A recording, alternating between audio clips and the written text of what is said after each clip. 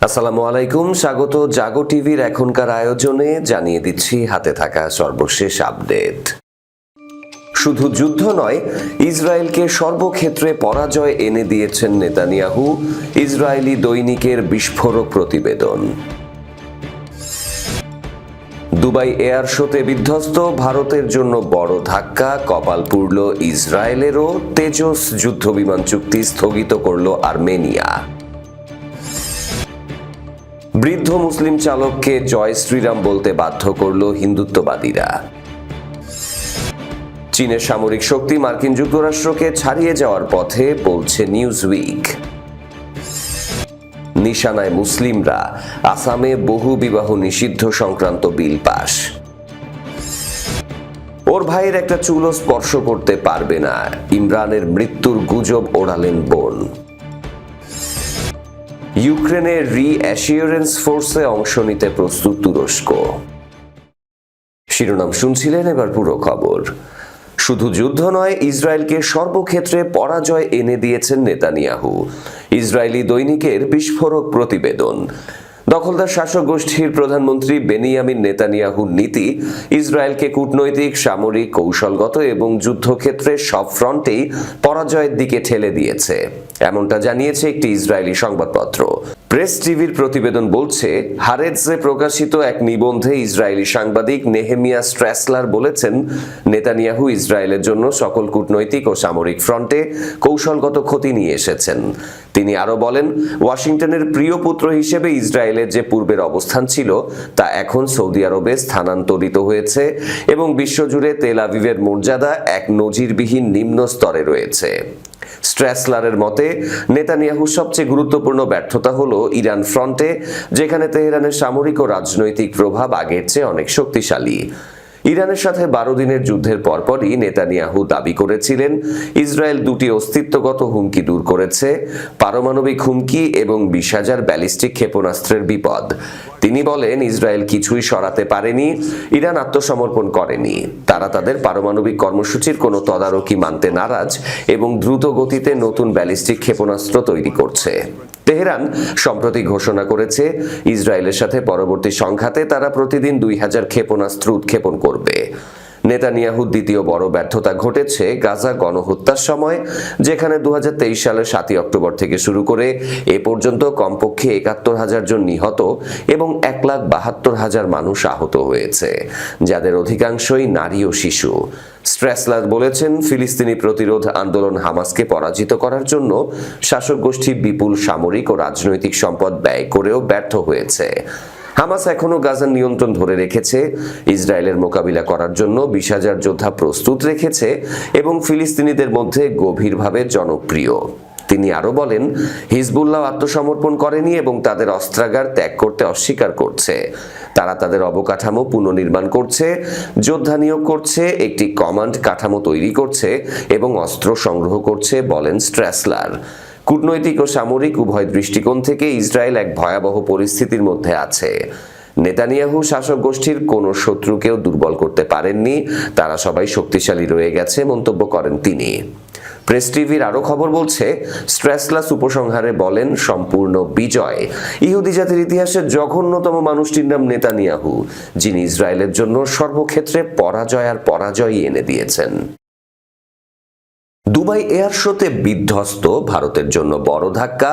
কপাল পুড়ল ইসরায়েলেরও। তেজস যুদ্ধবিমান চুক্তি স্থগিত করল আর্মেনিয়া।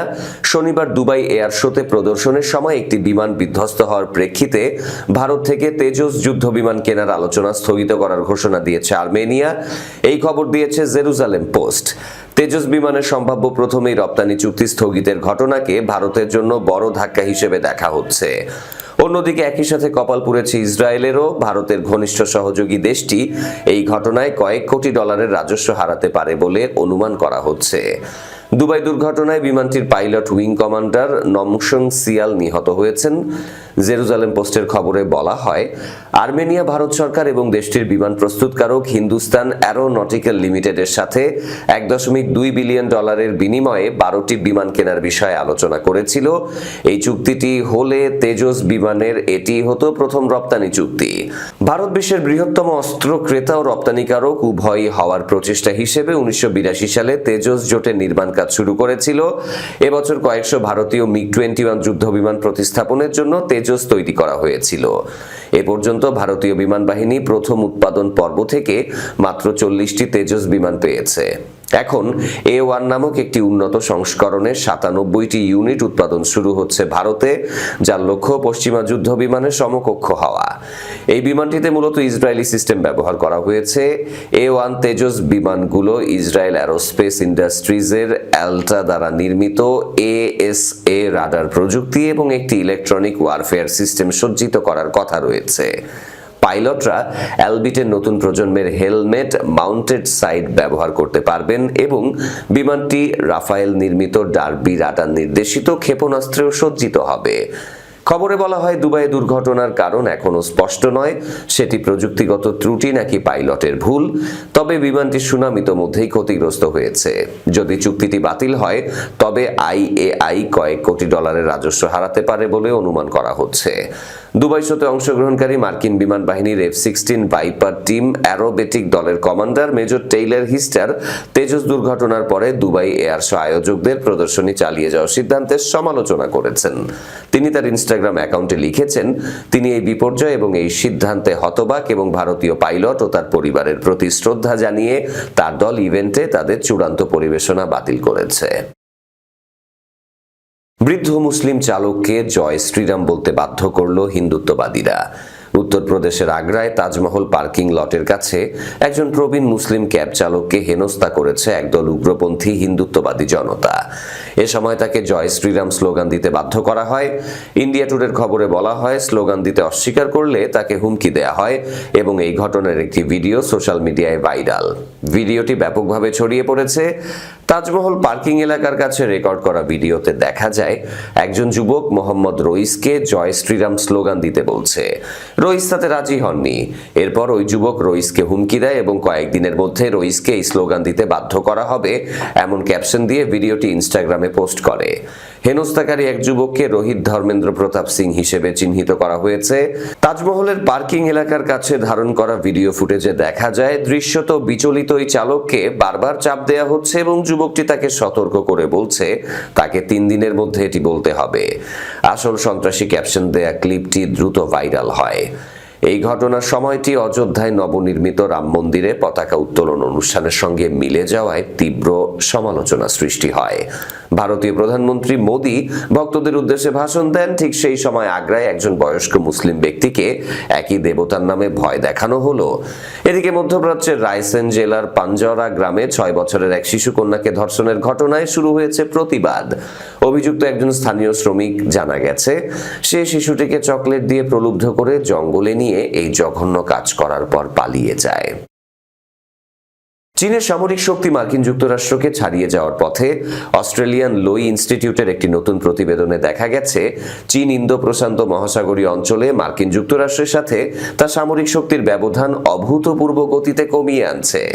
আমেরিকার প্রকাশনা নিউজউইক জানিয়েছে যে এশিয়ায় ক্ষমতার ভারসাম্য সম্পর্কে অস্ট্রেলিয়ার লোই ইনস্টিটিউটের একটি নতুন প্রতিবেদনে দেখা গেছে, সাম্প্রতিক বছরগুলোতে গণপ্রজাতন্ত্রী চীন ইন্দো প্রশান্ত মহাসাগরীয় অঞ্চলে মার্কিন যুক্তরাষ্ট্রের সামরিক শ্রেষ্ঠত্বের একটি উল্লেখযোগ্য অংশ হ্রাস করতে সক্ষম হয়েছে।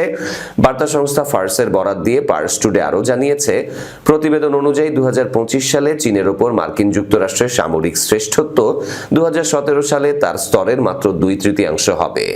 এই প্রবণতা চীনের সামরিক সক্ষমতা আপগ্রেড করা দ্রুত গতি নির্দেশ করে। লোই ইনস্টিটিউটের প্রতিবেদনে দেখা গেছে যে বিমান ও নৌযুদ্ধে চীনের অগ্রগতি এই প্রবণতার একটি নির্ধারক ভূমিকা পালন করেছে।